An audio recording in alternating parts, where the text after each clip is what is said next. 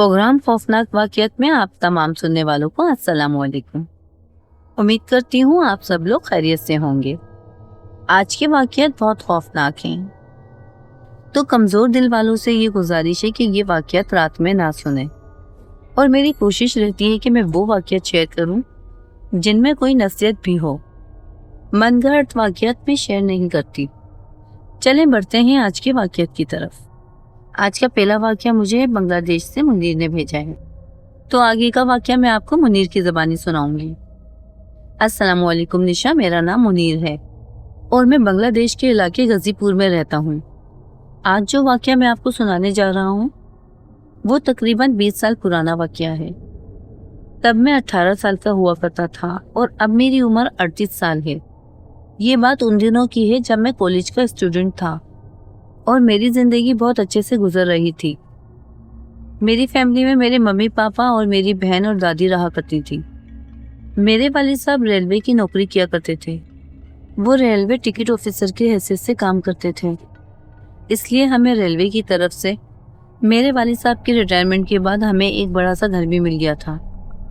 उस घर में हम लोग बहुत खुश थे, क्योंकि उससे पहले हम लोग एक किराए के मकान में रहा करते थे। तो हम सब घर वाले इस नए घर में बहुत खुश व खुर्रम थे, मगर हमें नहीं पता था कि ये घर हमारी ज़िंदगी पे आ बनेगा। जब हम लोग उस घर में नए नए शिफ्ट हुए तो हमें एक अजीब सी बेचैनी महसूस हुई, मगर हम लोग ये गुमान करते थे कि नई जगह है तो थोड़ा टाइम तो लगेगा सेट होने में। और हमारी रूटीन थी कि हम रात को देर से सोते थे। मैं और मम्मी देर रात तक टीवी देखा करते थे और मेरे बाकी घर वाले रात का खाना खाने के बाद फौरी सो जाते थे और सिर्फ मैं और मम्मी रात देर तक टीवी देखा करते थे।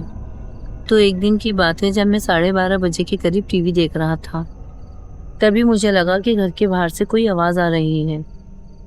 मैंने गौर करके सुना तो कोई मेरा नाम पुकार रहा था, मुनीर मुनीर। मैंने अपनी वालदा से कहा कि मम्मी, इतनी रात में ये कौन मेरा नाम पुकार रहा है? और जबकि हम इस इलाके में नए आए हैं। तो मम्मी और मैं बाहर गेट की तरफ गए। दरवाज़ा खोलकर देखा तो वहाँ कोई मौजूद नहीं। और आपको ये बताता चलूँ कि हमारा घर एक गुंजान आबाद इलाके में था, जहाँ पर उस वक्त घर बनना नए नए शुरू हुए थे और वो घर ज़्यादातर सरकारी मुलाजिमों को ही दिए जाते थे। खैर, तो मैं और मम्मी हम दोनों वापसी कमरे में आके बैठ गए, लेकिन थोड़ी देर बाद वही आवाज़ें मुझे और मम्मी को फिर से आने लगी और ऐसा लग रहा था कि कोई मेन गेट से अंदर आके मेरा नाम ले रहा है।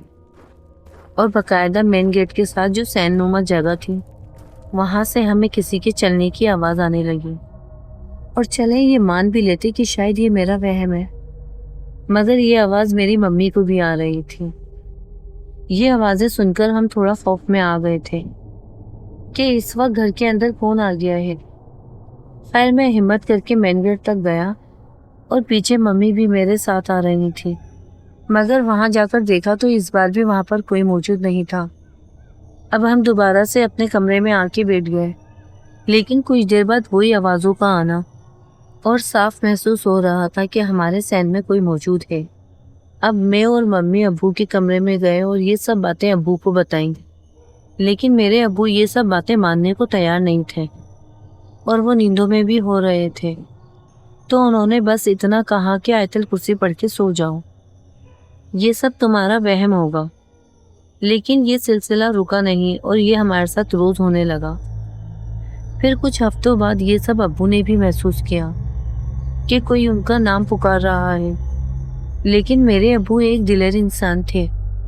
उन्होंने गुस्से में तेज़ आवाज़ में कह दिया कि जो भी है सामने आए।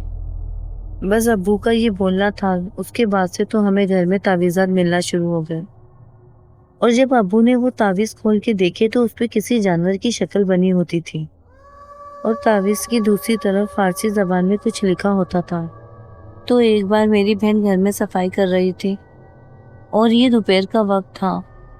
मुझे अच्छी तरह याद है, वो मंगल का दिन था और मेरी बहन सफाई में मसरूफ़ थी कि तभी मेरी बहन अम्मी अम्मी कह के चिल्लाने लगी। हम लोग भागकर वहाँ गए तो मेरी बहन चक्कर खा के गिर गई और बेहोश हो गई।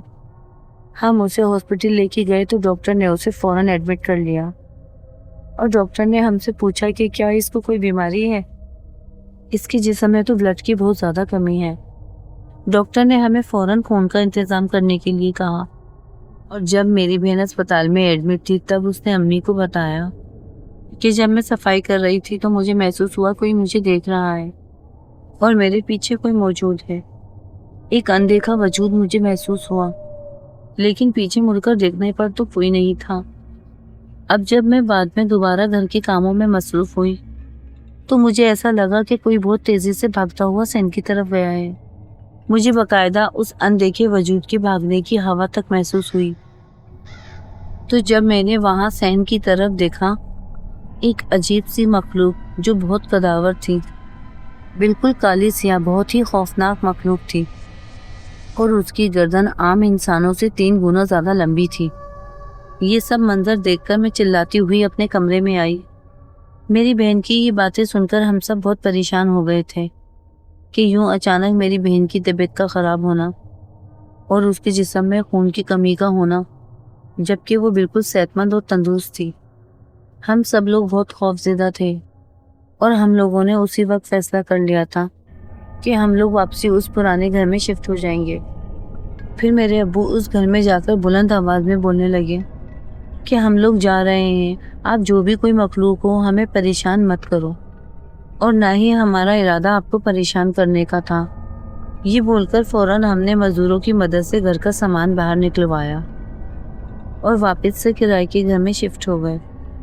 अल्लाह का करम है कि हमें कोई जानी नुकसान नहीं हुआ, मगर मेरी बहन ने जो काली मखलूक उस घर में देखी थी वो उसकी वजह से बहुत ज़हनी तौर पे बीमार रहने लगी थी और अक्सर रात को उसे बहुत बुरे बुरे ख्वाब आते थे और उसे ख्वाब में वही काली मखलूक नज़र आती थी। मगर मेरे अब्बू ने उसका रूहानी इलाज करवाया और आहिस्ता आहिस्ता ये सब ठीक हो गया। ये वाक़या बिल्कुल हकीकत पे मबनी है। उम्मीद है कि आपके सुनने वालों को इस वाक़ये से कुछ सीखने को मिलेगा कि जब भी कहीं नई जगह शिफ्ट हो तो तहकीकात कर लिया करें, जज्बाती फ़ैसला हरगिज़ ना करें। मुझे दुआओं में याद रखिएगा। अल्लाह हाफ़िज़। बढ़ते हैं आज के अगले वाक़ये की तरफ। ये वाक़या मुझे इंटरनेट पे काफ़ी रिसर्च करने के बाद मिला है और ये वाक़या मुझे काफ़ी इंटरेस्टिंग लगा, तो मैंने सोचा आप लोगों के साथ भी शेयर किया जाए। दोस्तों, पाकिस्तान के ज़िला सक्कर में एक इलाका ऐसा है जिस इलाके का नाम जिन्नात चौक है, क्योंकि इस इलाके में 3 इमारतें ऐसी हैं जिनके बारे में कहा जाता है कि इन इमारतों में जिन्नात आबाद हैं और इन 3 में से एक इमारत का नाम जिन्नात बिल्डिंग रख दिया गया है और बाकी 2 इमारतें अरसाए दराज से खाली पड़ी हैं, जबकि एक इमारत में लोग रहते हैं।